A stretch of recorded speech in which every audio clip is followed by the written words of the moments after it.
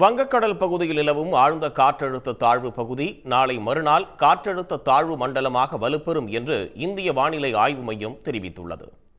தென்மேற்கு வங்கக்கடல் பகுதியில் நேற்று முன்தினம் நிலவிய ஆழ்ந்த காற்றழுத்த தாழ்வு பகுதி நேற்று தென்மேற்கு மற்றும் அதனை ஒட்டிய மத்திய மேற்கு வங்கக்கடல் பகுதியில் நிலவுவதாகவும், இது வடமேற்கு திசையில் வட தமிழக தெற்கு ஆந்திர கடலோர பகுதிகளை நோக்கி நகரக்கூடும் என்றும் சென்னை வானிலை ஆய்வு மையம் தெரிவித்துள்ளது.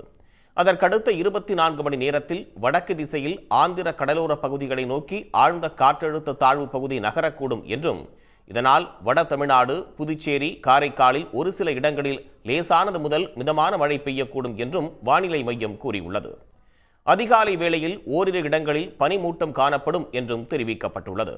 இதற்கிடையே மத்திய மேற்கு வங்கக்கடல் பகுதிகளில் நிலவும் ஆழ்ந்த காற்றழுத்த தாழ்வு பகுதி நாளை மறுநாள் காற்றழுத்த தாழ்வு மண்டலமாக வலுப்பெற வாய்ப்பு இருப்பதாக இந்திய வானிலை ஆய்வு மையம் அறிவித்துள்ளது.